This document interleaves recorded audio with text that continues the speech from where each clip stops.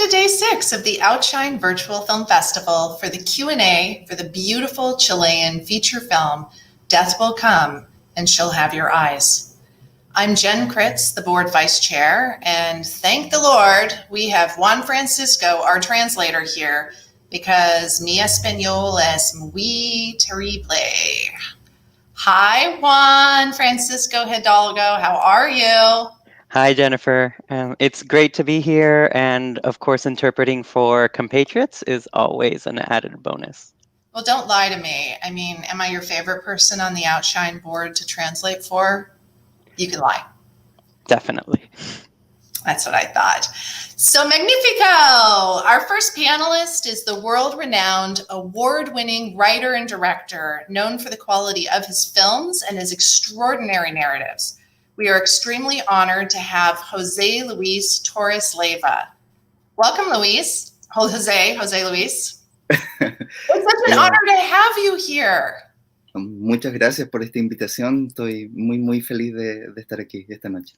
Thank you so much for this invitation. I am very happy to be here tonight. Oh, wonderful.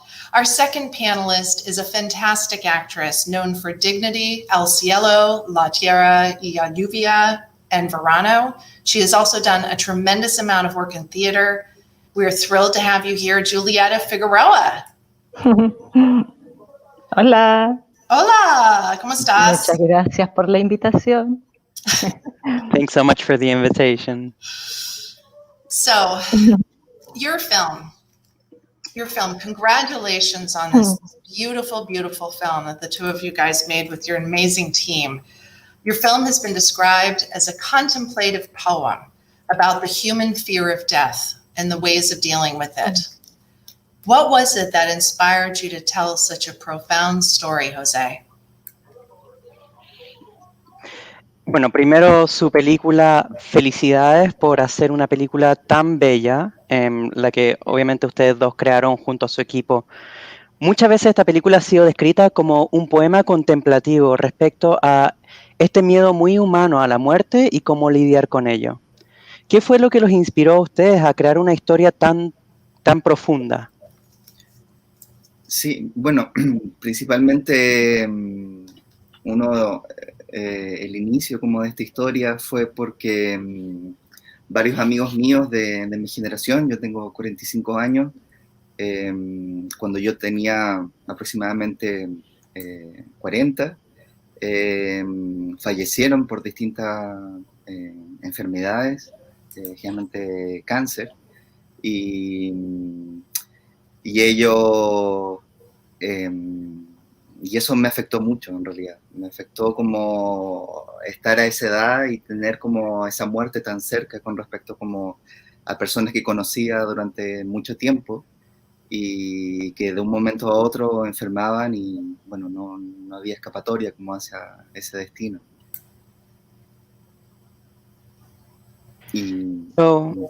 Disculpa. Sí. Y un poco como que ese fue el primer impulso de querer hacer una película sobre ese destino por el que a todos vamos a ir hacia allá, pero que el camino hacia eso siempre es incierto y siempre hay un temor, una incertidumbre del que no estamos preparados.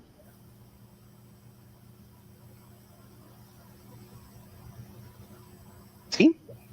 Sí. Yeah. Okay. So at first, at the beginning of this story, it came about when several friends of my generation. I'm now 45, but when I was 40, many of them passed away suddenly because of different diseases like cancer, and that really affected me. To be at that age and have death so close to me, and the death of people that I had known for such a long time, and that, from one moment to the next, they all of a sudden got sick and very quickly passed away, right? And so that was maybe the first impulse to make a movie about this sort of final destination that awaits us all, but is uncertain, right? There's a fear around it and the fact that we're definitely not prepared, right? Or at least for the most part, not prepared. Y también, y a partir de eso, como principalmente en la película, que era lo que también en esta pareja, en la historia, que era lo que sostenía ese destino, y que principalmente era el amor que ellas volvían como a reencontrar como pareja, y que volvían a redescubrir, que las unió en un comienzo y que quizás en algún tiempo se perdió por la rutina, en ese tiempo de espera hacia ese destino, volvía a aparecer ese amor. Y ese amor era el que iba a quedar después de que una de ellas ya no estuviera, y ese amor es el que la iba a fortalecer a las dos también para vivir ese momento. Entonces, principalmente, para mí es una película que sí tiene el tema de la muerte, pero si me preguntan de qué trata la película, es una película sobre el amor, el poder del amor. So also building on that, mainly this movie, you know, the couple that's portrayed in the story, they're very much faced with this destiny, right? And because of it, we can find this re-encounter or this rediscovery of the love that they had towards each other, right? That at the beginning definitely united them, but over time, amongst the routine and just the passing of life, was maybe kind of lost, right? And so in this sort of preamble or waiting time approaching this destiny, this love was appearing again, it was flourishing, and it was that love that was going to remain after one of them was gone, right? And it was also what was going to give them the strength to live through this moment. So even though this movie is about death, in reality, for me, it's also about love, the power of love. That is for sure. It's really, really quite beautiful how you do have these characters, and many times in long-term relationships, the love can grow stale, and it seems as though the fact that they're faced with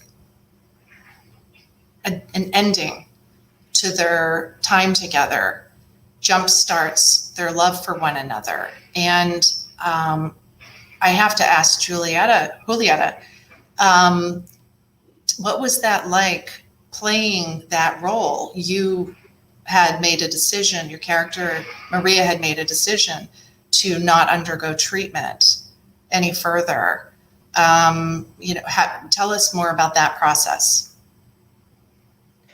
Entonces, definitivamente, en muchos sentidos, es realmente hermoso como tú tienes estos personajes y obviamente uno ve que muchas veces en relaciones de largo plazo que duran mucho tiempo, el amor sí se vuelve como un poco añejo. Entonces, se confronta mucho con el hecho de que ellos están enfrentándose a el final de su tiempo juntos y cómo esto en el fondo reinicia o le da nueva vida al amor que tienen el uno para el otro. Entonces, Julieta, aquí a ti te tengo que preguntar, ¿cómo fue hacer un rol así? Porque tu personaje, María, en el fondo es la que toma la gran decisión de no seguir haciéndose tratamientos. Entonces, ¿cómo fue eso para ti como actriz?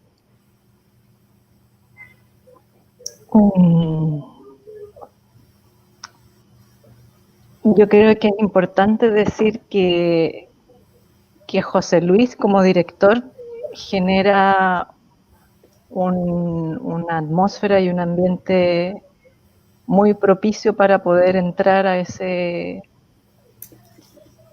personaje o a ese mundo. Y yo pondría como primera razón de cómo entregarse a ese personaje es el entorno que él entrega, eso es uno. Y lo otro es que la confianza que él transmite para que personalmente tú busques tu versión de ese rol, te da una libertad muy, muy amplia. Y creo que eso permite que uno viva por primera vez el proceso y sea una sensación del momento también. más que preparar una forma de trabajar, es vivir el momento. Eso. So I think that it's important to say that Jose Luis, as a director, he generates this atmosphere or this ambiance that really fosters the whole sort of deep dive into this character and into this sort of world, right? And I would say definitely one of the factors that made this possible to like just give yourself to the character is this atmosphere that he as a director generates. The other thing is like the trust that he has given us to find, you know, in my case, my own version of this role, right? He's given us a lot of liberty and freedom to like move around. And so I think that allows us to live this process for the first time and have it be a sensation of being in the moment, more than just say preparing a style of work. It's very much living in the moment. I read that while there were discussions about making the film with the actors, Jose, you never held rehearsals. And please tell me more about this process as we discussed trust, and how it shaped the soulfulness of your film.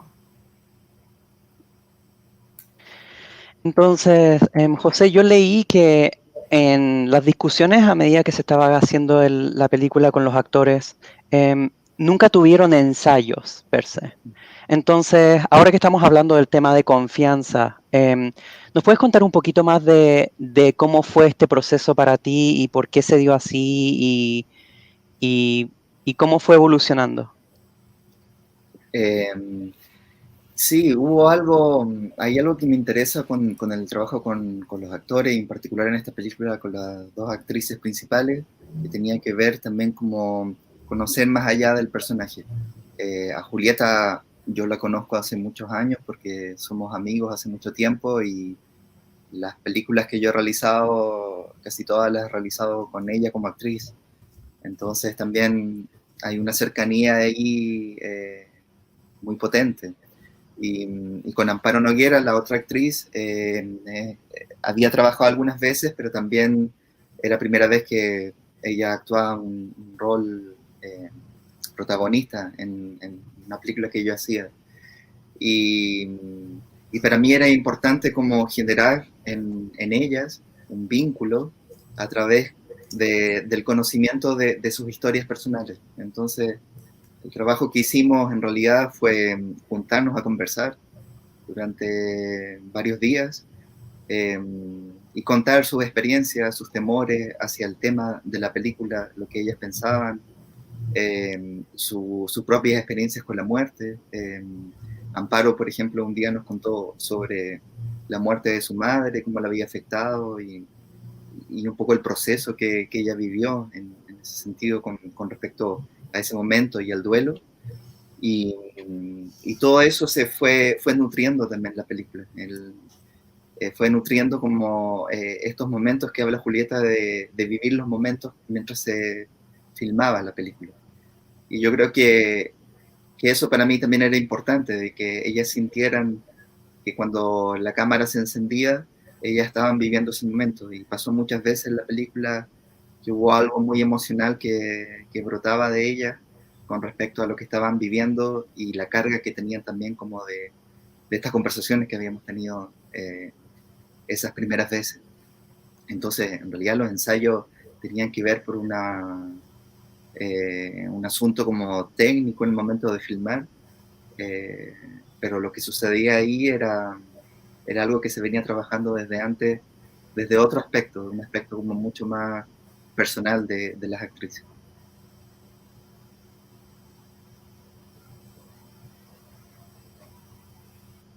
So something that I just really care about and am interested when working with actors in general, and these two, the protagonists of the film, was to get to know them beyond the actual characters, right? So Julieta, I've known her for many years, and we're friends, and I've done several movies with her as an actress, so there's already like a bond and a closeness between us. With Amparo Noguera, who is the other actress. I'd also worked with her several times before, but this was the first time I was working with her as a leading character, right? So I think it was important that we generate a bond between us through our personal history, right? We would get together for several days to just talk, right? And we would talk about our experiences, our fears around the themes of the movie, right? What they thought about it, and everyone's experience with death, right? Like, for example, Amparo, she told us about the death of her mother and how that had affected her and the process that she lived and the grieving process that all that involved. And all of these sort of experiences that we shared with each other, they went on to nourish the movie, right? And so we would live very much in the moment while we were filming the movie. And for me, that was very important, that even though we had a technical aspect that we had coordinated in order to be able to film, it was very much in the moment, and maybe some emotions that pertain to something that we had shared with each other previously, right, in those initial conversations, that would really come to light. And so, so in a way, what flourishes in front of the camera is something that we had been working on with each other in a more personal sense. The pacing of the film is so important. How did you maintain that pacing? It stayed so deliberate and beautiful, and it didn't feel slow. And it's such an intimate story. So how do you, Jose, and I'm also curious, Julieta, how did you create this intimacy with the camera that was right in your face? It was there were a lot of close-ups and pauses and emotion. How did you do that? How did you achieve that together, actor and director? Entonces, el ritmo, la velocidad de esta película en particular es súper importante. Y me interesa preguntarles cómo mantuvieron ese como paso en la película, porque se notaba que era bastante deliberado y bastante hermoso. No se sintió para nada lenta y era una historia súper íntima. Entonces, José, y también me interesa escuchar de Julieta, ¿cómo fue que crearon esta intimidad, digamos, teniendo la cámara tan cerca de ustedes, con muchas tomas muy de cerca, con pausa, con expresiones fuertes de emociones? ¿Cómo lograron eso ustedes, tanto como director y actriz, trabajando juntos? Sí, la película estaba pensada con ese tiempo, con ese ritmo, principalmente porque también la película es una espera entre de estas dos mujeres como a que llegue ese tiempo de la muerte. Y entonces es una película que estaba muy concentrada en el detalle, en las miradas, en el gesto, en quizás como muchas cosas que no se decían en palabras, pero sí se decían a través como de ese tiempo y a través de esas sensaciones que ellas tenían. Y entonces un poco la película fue construida a partir de eso, y era muy necesario como ese acercamiento para provocar esa intimidad y fijarse también como en esos detalles, donde una mirada podía decir mucho más que un montón de palabras. Y entonces para ellas también era muy importante como que el detalle de los gestos, que de repente un movimiento de ojo, una mirada fija hacia los ojos de la otra, era una expresión de emoción. Entonces, también es algo que ellas estaban conscientes de eso y sabían que se iba a trabajar de esa parte, a partir de ahí. Y para mí, por ejemplo, hay varias escenas que tienen que ver con eso, que por ejemplo yo a Amparo siempre le pedí que no era la idea de que llorara con un grito, que llorara como desconsoladamente, sino que realmente cuando llegaba la emoción, sus lágrimas caían de una manera muy sutil y quizás muy detallada, pero a mí me interesaba mucho más como eso, lo mínimo, como lo mínimo de esos gestos, como que era una gota de esa lágrima en uno de los personajes. Eso para mí un poco era como de lo que estaba construido la película.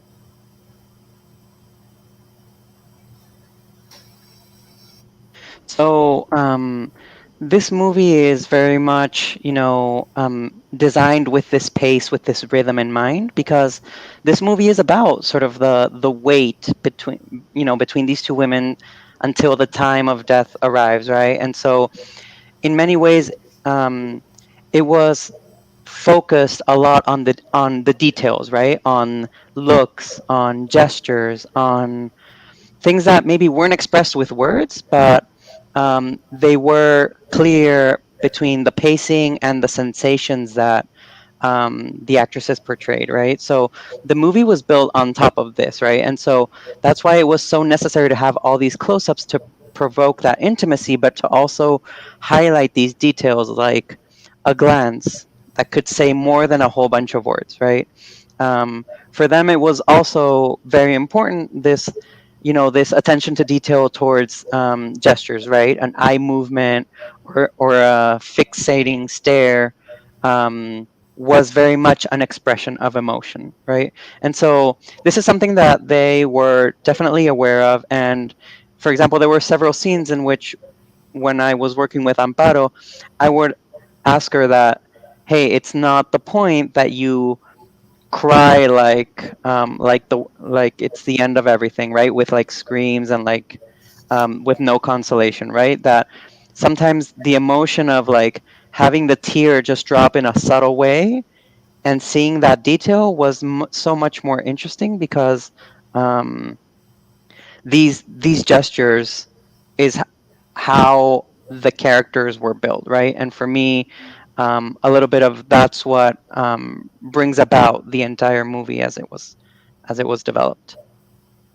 ¿Y Julieta? Yo creo que agregando a lo que dice José es que el espacio para sentir una emoción es lo que, como actriz, es lo que es la prioridad, más que la forma, qué forma voy a mostrar delante de la cámara. Yo creo que incluso muchas veces en el trabajo con él uno olvida que hay un equipo completo alrededor tuyo, porque la intimidad que se logra, ojalá se logre en los personajes, también se logra en el equipo completo. Entonces hay esa misma concentración, esa misma intimidad está en todos los que trabajan en la película, y eso también lo encuentro muy admirable, porque uno realmente vive y uno, por lo menos en mi caso, me preocupaba de sentir lo que la escena quería. Y por supuesto el tema de la muerte, creo que actuarla es tan delicada que también entregarse con mucho respeto a ese tema. Entre comillas, en mi preparación, yo tenía mucho susto en cómo tomar el tema, porque generalmente uno estudia, por ejemplo, yo empecé a estudiar enfermedades y en un momento José me dice, no hagas eso porque no es el camino. Y eso yo creo que es el ejemplo de cómo él guía y dirige para que uno realmente sienta lo que el momento requiere. Eso. So adding on to what Jose was saying,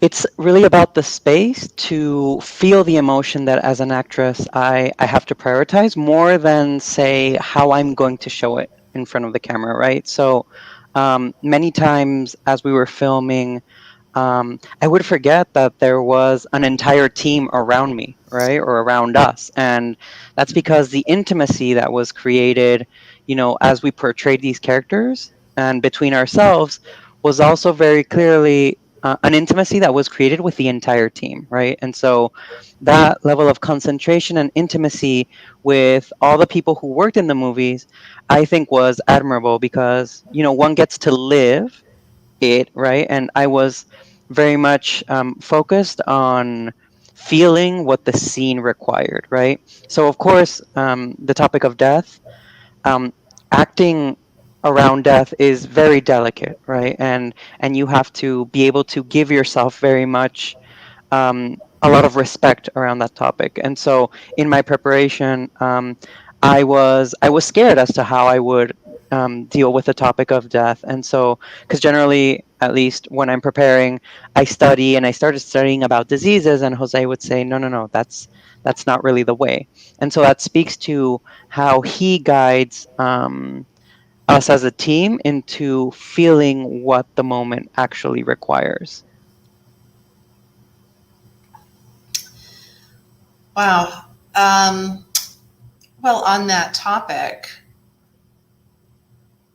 speaking to the idea of consciously choosing not to go further with treatment, that has to be a very, very difficult decision for not only the person who is sick, but their partner, and the feeling of giving up hope in a way of getting better.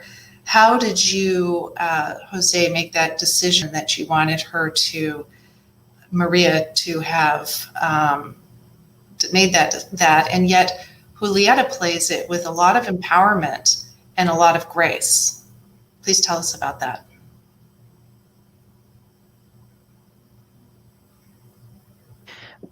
Vaya, bueno, ahora que estamos en ese tema, hablando sobre la idea de conscientemente elegir no seguir con tratamientos, eso definitivamente tiene que ser una decisión difícil, no solamente para la persona padeciendo de la enfermedad, sino también para la pareja.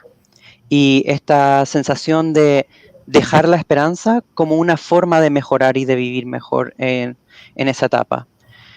Entonces, José, te quería preguntar, ¿cómo fue que tomaste esa decisión y cómo decidiste que María tomara esa decisión? Y de cierta forma, Julieta toma ese rol con una cierta dosis de empoderamiento y de como de gracia, de elegancia. ¿Nos podrías contar un poco más de esto? Sí. En realidad a mí me interesaba esa decisión, principalmente porque el personaje que interpreta Julieta no ve otra posibilidad, es una decisión como de no querer seguir un tratamiento, de no someterse como a ese tratamiento y de esperar realmente como que llegue como ese momento, y de que también el personaje de la pareja va comprendiendo esto poco a poco como un acto de amor también, como un acto como de lo difícil que es como aceptar esa decisión y de cuidarla hasta que llega como ese momento del final,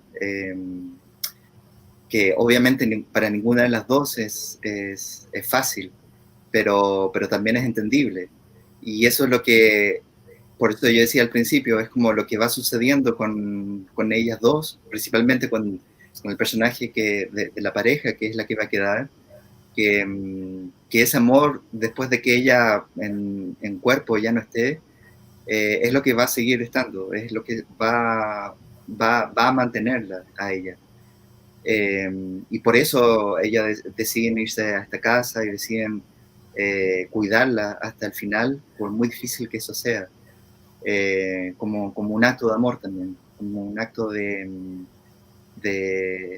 cuidar al otro, de decirle te amo y voy a estar contigo hasta el final, por muy difícil que eso sea.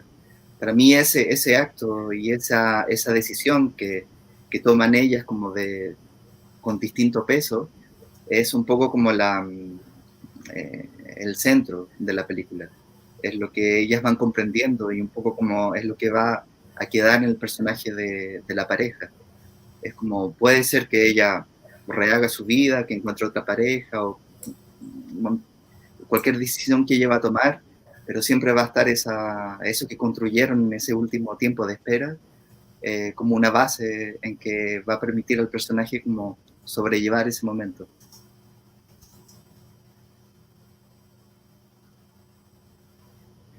So in reality, I was interested in this decision mainly because Julieta's character, it's like she sees no other possibility, right? It's a decision to not continue treatment and to wait for this moment, right? And the character of the couple, she begins to understand why she makes this decision little by little, right? And she begins to understand that Maria is also making this decision as an act of love, and how difficult it is to accept this decision, and the whole process of taking care of her until the end, right? It's obviously not easy for either of them, but it becomes understandable. And that's why I said in the beginning, what goes on between them in this time, the love that they sort of nurture, will last even after one of them is no longer there, right? That love is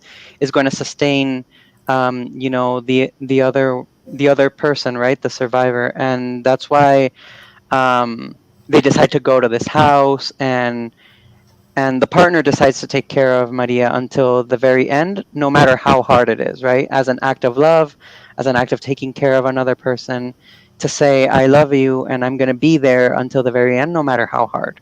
So for me, that act and that decision, they are kind of the center of the whole movie, right? And so throughout the movie, they begin to understand more and more as to like this decision and coming to terms with it, and that what's going to remain is going to remain with the couple thereafter, right? She might move on with her life. She might have another significant other or build another relationship, but what they built in this last time together is what is meant to carry her beyond, the eventual death of the moment. So this brings me to something I've been meaning to ask, which is about the two subplots which seem ancillary to the women's love, but delve into the emotions Maria must be feeling. Can you relate how they impacted the film and what you wanted people to see in those in relation to the main characters? Entonces esto me trae algo que había tenido la intención de preguntar, que es respecto a estas como subtramas, estas dos subtramas que están en la película, que se ven como si fueran auxiliares a la trama, pero en verdad se relacionan bastante bien con los sentimientos de María. ¿Nos puedes contar un poquito cuál fue tu intención detrás de esas tramas y cómo ves tú que contribuyeron a lo que tú querías comunicar en la película?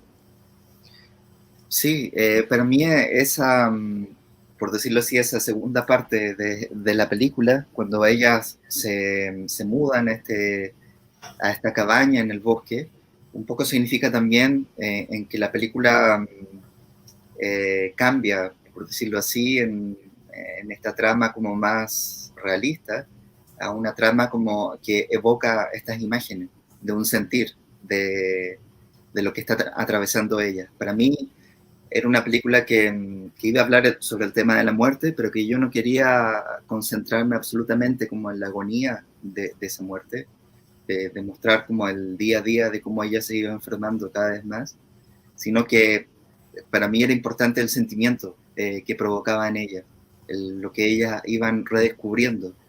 Y para eso aparecen estas historias. Aparece esta primera historia un poco como que aparece de la nada, como fantástica, de esta niña que vive en el bosque, pero que evoca un sentimiento que ellas están viviendo que tiene que ver con esa libertad también, con esa libertad que se está evocando en ese momento de tomar una decisión, de irse a este lugar y de esperar esa muerte.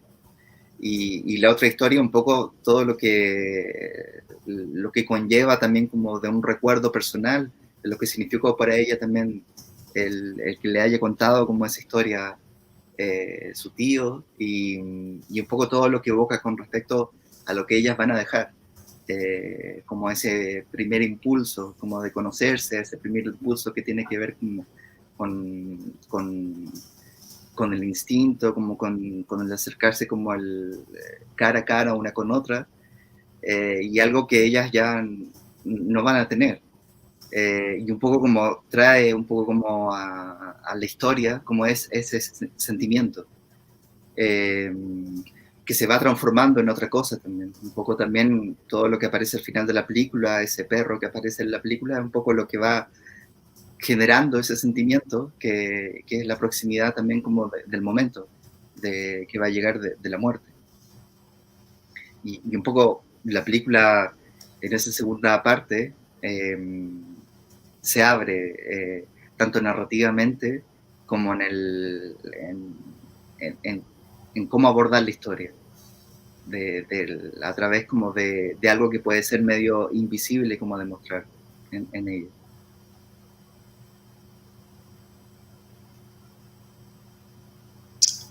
So for me, to say it in a certain way, the second part, when they move into this cabin in the forest, also means that, the movie is changing from this sort of maybe more realist plot to a plot that's meant to evoke a lot more around feelings and images of feeling, right? Especially around what they're going through as a couple. For me, even though it's a movie that talks about death, I didn't want to focus on the death or the agony that it was provoking, but I wanted to focus a lot more on how the characters were rediscovering.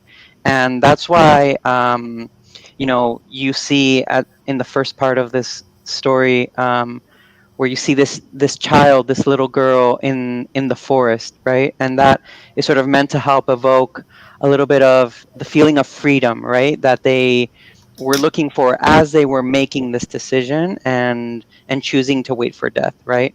And then the other story about everything that has to do with this personal memory of hers, that that this story about her and her uncle, right? And it begins to tie together everything that's going to be left behind after the death, right? It's this first impulse of wanting to know each other, this instinct of wanting to be close to each other, sort of face to face with each other. And so that's something that they would not have for very long, right? And so it brings a little bit of this story of like how this feeling begins to transform, right? And so towards the end, you even see this dog towards the really end that really brings the proximity of the moment, right? That death is coming, right? And so in this second part of the movie, the movie really opens up in not just the narrative sense, but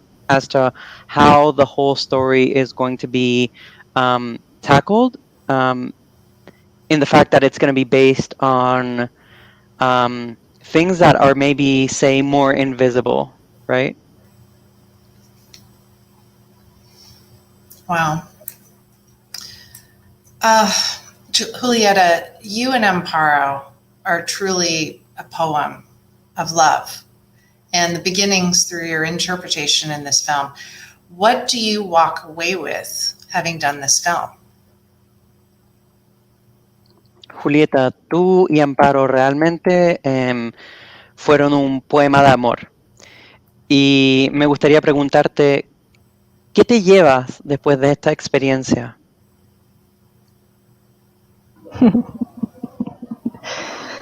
Que el amor es amor. Sí, yo creo que haber sentido el amor como una energía, más que pensarlo como una seducción o un juego erótico, es mucho más profundo, es una energía, una conexión. Y por supuesto que fue importante que uno tenga una conexión con la compañera bien honesta y sincera. Y yo creo que trabajar con sentimientos que son limpios, y yo creo que el amor llega a eso, a una energía que no tiene color, no tiene... Sí. So what I walk away with is that love is love, right? And I think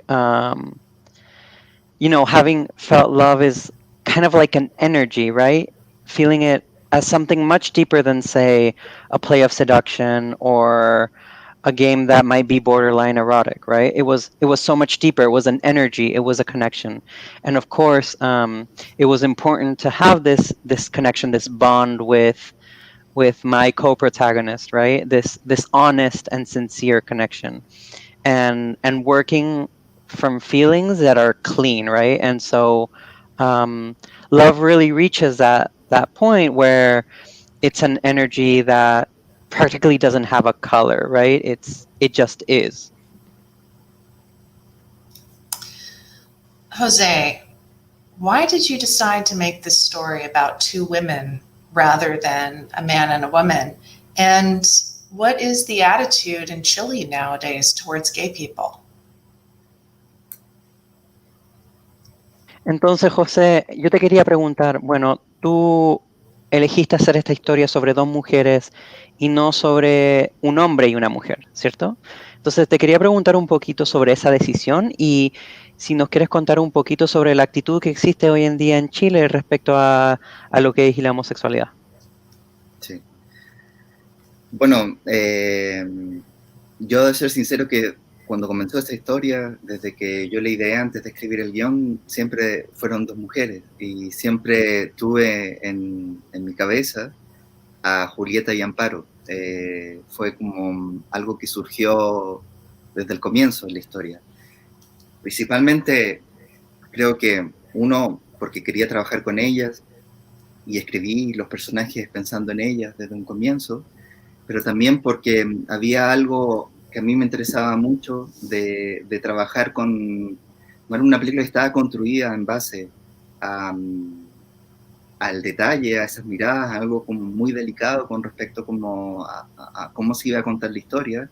Sentía que la energía y la conexión femenina para mí me decía mucho más, en el sentido como las miradas de ella, el solo estar una al lado de la otra, sin siquiera decir nada. Me interesaba mucho trabajar esa energía. Yo creo que también un poco porque todas las películas que he hecho de ficción, los personajes femeninos han tenido como ese protagonismo que me interesa mucho de explorar,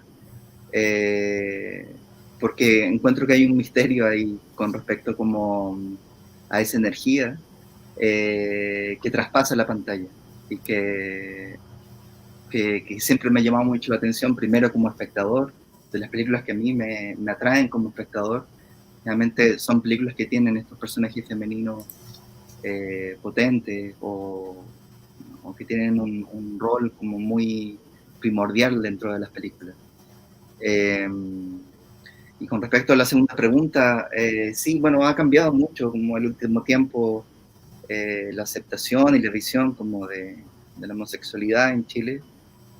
Creo que ha sido de todas maneras un trabajo que sigue siendo arduo,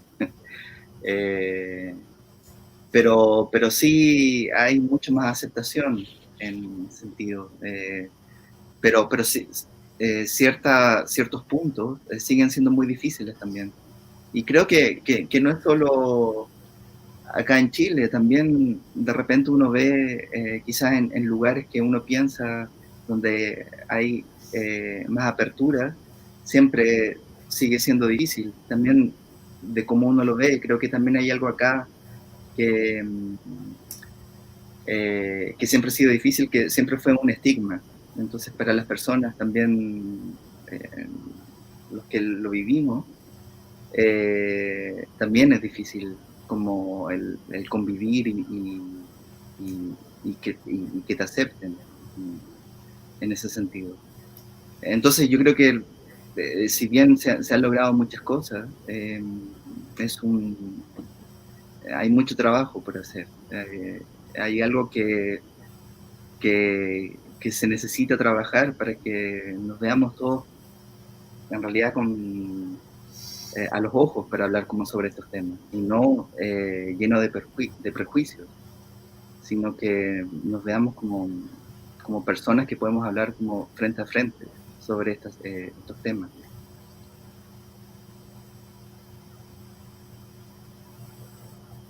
Well, to be honest, when I was sort of in the process of ideating the story, for me, it was always two women from the beginning. And I always had in my head, you know, I wanted Julieta and I wanted Amparo. It was something that was there from the very beginning, mainly because first, you know, I wanted to work with them, and I wrote the characters thinking about them. But there was also something that I was really interested in building up through this movie, basing myself on the details, on looks, on the delicacy around how this story was going to be told. And for me, I felt that the female energy and sort of connection would say or speak to me so much more, right? The looks, the just being with each other side by side without saying anything. I really wanted to work on that energy, right? And so all of the movies that I've made around fiction have female characters where they are protagonists, at least in this sense, right? And so I was, and I still am interested in exploring this because I think there's a mystery there, right? That in this energy that you can clearly see that comes from them that really goes beyond the screen, right? And even as a spectator of movies, all the movies that have really attracted me are movies where there is some sort of leading female character that is very expressive through these details, right? And so, to your other question around homosexuality and the gays in Chile, there's definitely been a shift, right? There's still a lot of work to be done. It can still be very or feel very arduous at times, but there's definitely a lot more acceptance than there was in years past. And there are still several points that remain, you know, difficult for us as a country, and not just in Chile, but you also see it in countries where maybe one thinks that there's more openness, and it's still being hard, right? So depending on, you know, what you can see here or in other places, at least there has been a stigma that where people have found it difficult to sort of live with and accept with, you know, with all of this. And so even though there have been a lot of achievements, there's still a lot of work to be done, and there's definitely work that needs to happen so that, you know, people can discuss these topics openly and maybe not full of prejudice, right? Just speaking honestly face to face between people. All the more reason this is such an important and brave film to make. So we're very, very grateful for that. The film is titled with a verse of one of the last poems that César Puvese composed before committing suicide. The only scene of the film in which Julieta's character Maria verbalizes her fear of dying. She recites the first verses of Daughters of the Wind by Pizarnik, a poem about the impossibility of speaking. As Pizarnik says, the suicide of words, when disease and fear have invaded all the blood of the body awaiting death. Jose, what made you choose that verse, as well as integrating César Puvese and other poets in this film?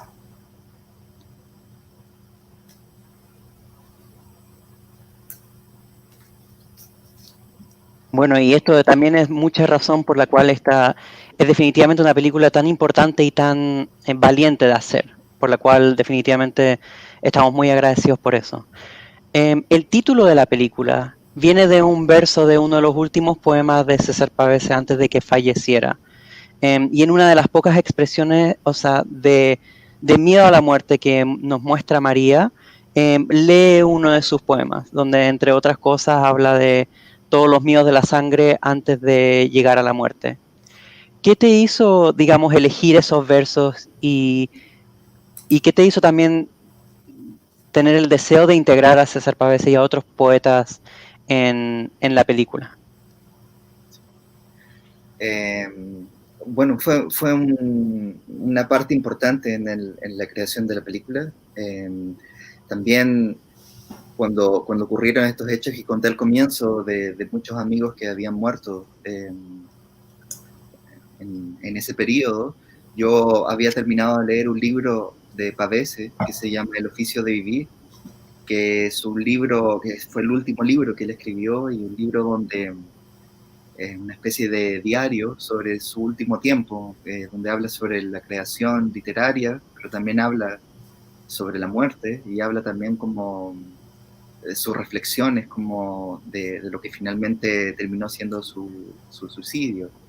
Y este poema, que lo descubrí a través de ese libro, que fue el último poema que él escribió, para mí, cuando me enfrenté por primera vez a ese poema, precisamente lo que más me impresionó era cómo lograba enmarcar como el mundo de la muerte y el mundo del amor con esas palabras tan hermosas y a la vez tan fuertes.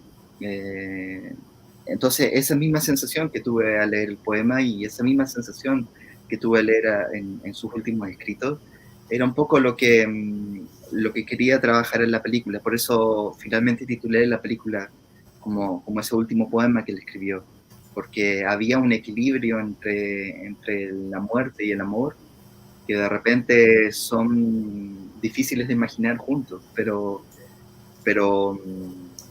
que era la base de la película. Y también cuando el personaje de Julieta recita este poema en la película, este poema de Alejandra Pizarnik, también es una poeta que a mí siempre me ha fascinado y que ponen esas palabras como de una manera tan hermosa, es ese miedo que tenemos todos, de alguna u otra manera, sobre lo desconocido que implica la muerte, que implica pensar sobre eso o plantearse el tema de la muerte. Entonces fueron dos poemas que siempre estuvieron presentes como en la creación del guión y que para mí fue muy importante también como volcarlos también en la película, que estuvieran presentes en la película. Si bien son dos poetas y dos escritores que terminaron cometiendo suicidio, tampoco era una película. A mí me han preguntado eso, si realmente la decisión del personaje de María es lo que comete suicidio. Yo creo que eso da para muchas interpretaciones, pero no era algo que a mí me interesara como explorar. Era realmente cómo estos dos escritores se acercaban hacia ese tema, que era un tema que estaba presente en sus vidas, y cómo lograban volcarlo con esas palabras tan hermosas, cómo lograban volcar ese miedo, ese sentimiento también.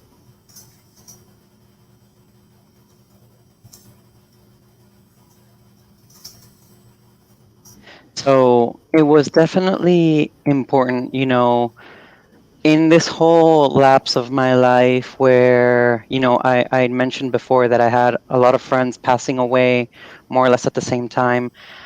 During that time, I was finishing, you know, the reading of a book by Pavese, which was actually his last book. And it was sort of a diary of his, you know, final days.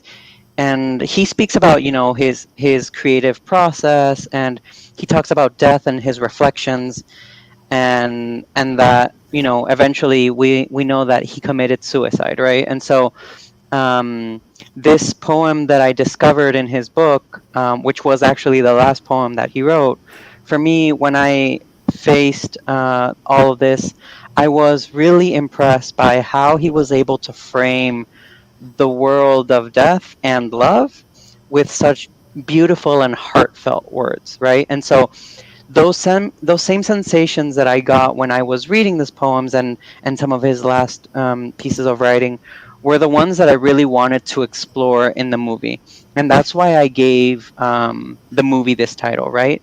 Because there was also a balance between death and love that sometimes it can be difficult to imagine them coexisting, and I wanted to make that the basis of the movie, right?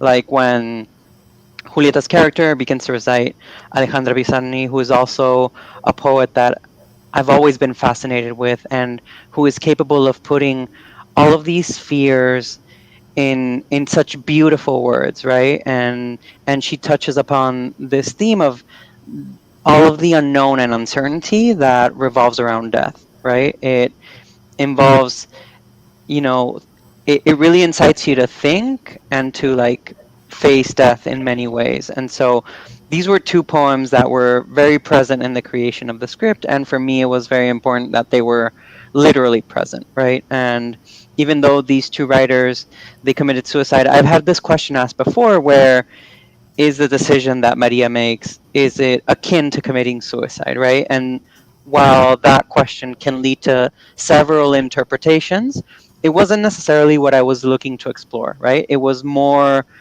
about, you know, how these writers would touch on this topic and how they would, you know, pour themselves and pour out these emotions in such beautiful words, right? All these fears and all the feelings around them.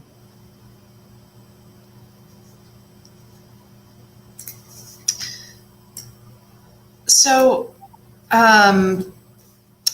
Elizabeth Kubler-Ross originally developed the 5 stages of grief to describe the process patients with terminal illness go through as they come to terms with their own deaths.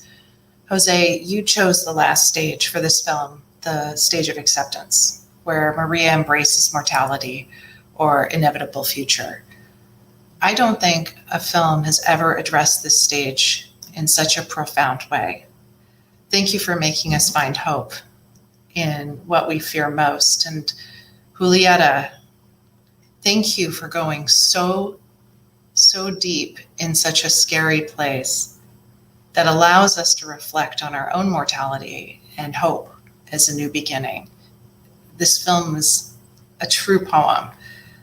Chile has become a very important place when it comes to cinema. You are doing extraordinary work.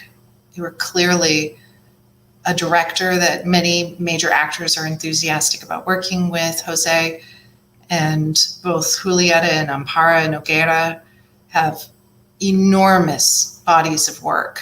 We at Outshine are so grateful you brought your film to our festival and gave us your time today.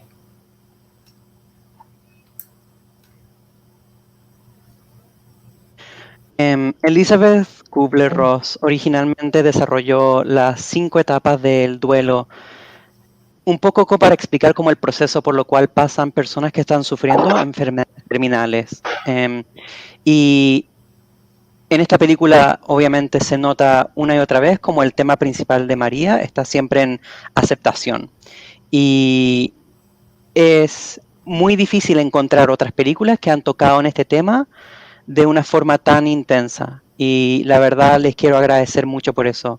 Julieta, también a ti, obviamente, muchas gracias por ir tan profundo hacia este lugar que da mucho miedo y que nos ayuda a reflexionar sobre no solamente nuestra mortalidad, sino también sobre la esperanza. Y debo decir que esta película es un verdadero poema.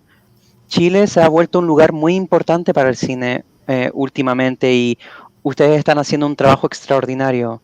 José, tú eres un director que hemos escuchado que muchos actores les encantaría o soñarían trabajar contigo, y Julieta y Amparo ambas son actrices que tienen unas trayectorias realmente increíbles, y somos aquí en el Festival Outshine, estamos muy agradecidos de poder tenerlos aquí, de poder tener esta conversación con ustedes y de poder mostrar su película a todos nuestros miembros. Muchas gracias por esta oportunidad, por esta conversación. Muchísimas gracias. Y también por mostrar la película. Muy agradecido. So thank you so much for the opportunity, for the Muchísimas conversation, and for the chance to be able to show this movie. Really, thank you so much. Jose and Julieta, congratulations again. We're going to close with a trailer from Sage, our community partner, followed by a trailer of this incredibly moving film, Death Will Come and She'll Have Your Eyes. Thank you again, Jose, Julieta, and Juan Francisco. Thank you, thank you, thank you. Hope to see you at another festival soon. Thank you. Muchas gracias. Gracias, Juan. Muchas gracias. Felicidades de nuevo y Gracias, Juan. vamos a cerrar con un tráiler de uno de nuestros aliados comunitarios y vamos a mostrar también el tráiler de la película. Así que muchas gracias y de mí personalmente, de Juan Francisco, muchas gracias a ustedes dos por la bella conversación y por la confianza para poder ser su intérprete. Ojalá haya estado a su expectativa. Sí. Muchas gracias. Perfecto, maravilloso. Gracias. Gracias. Muchas gracias. Gracias. Good luck in the Suerte en el festival, they say. Thank you. Chao, chao. Ciao. Last year, Sage embarked on 2 ambitious goals. By 2021, we will reach 500,000 lesbian, gay, bisexual, and transgender elders and advance 500 LGBT and age-friendly communities. We are already making substantial progress. Over the past year, New York City's 5 SAGE centers have served more than 30,000 meals to LGBT elders and provided care management to more than 5,000 of them. Our SAGE affiliates conducted nearly 60,000 hours of programming last year, serving an average of 1,800 elders per month. With generous support from the Calamus Foundation, City Community Development, and others, we are making strides nationwide to ensure that our elders have access to safe and welcoming housing. That's why we are breaking ground on New York City's first LGBT welcoming senior housing developments in the Bronx and Brooklyn. Through our Sage Care training program, we are also making sure that LGBT elders can receive culturally competent care no matter where they live. This past year, we trained more than 5,700 long-term care professionals in 46 states. SAGE is also building connections across generations. Through our inaugural SAGE table gathering, more than 3,500 LGBT people and allies joined 232 tables from Alaska to New Orleans to Maine to talk about caring for one another as we age. But that's still not enough. SAGE is mobilizing LGBT people, young and old, to stand up and demand we be treated fairly and equally. When the Trump administration tried to erase LGBT elders from a federal aging survey, SAGE gathered more than 20,000 signatures in protest, and the administration backed down. But while our lesbian, gay, and bisexual elders were included, our trans elders were not. SAGE will not rest until every single member of our LGBT community is allowed to live openly without fear, and we will never leave our trans elders behind. Together, we are making change. Together, we are moving LGBT elders from the margins to the center. Together, we are speaking out and rising up. With your help, we will achieve our goals. We refuse to be invisible.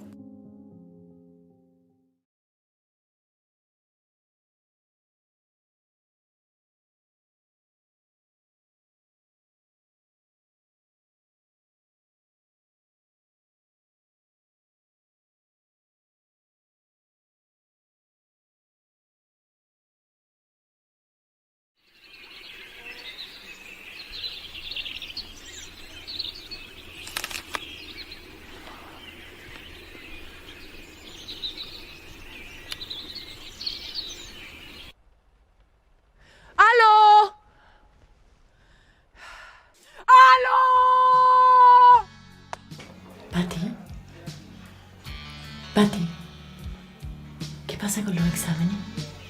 No te asustes, dijo la mujer. Otro más y cuántos dan, soy tan feliz. Que la dicha invade mi felicidad. Me estoy sintiendo bien de cuerpo y alma.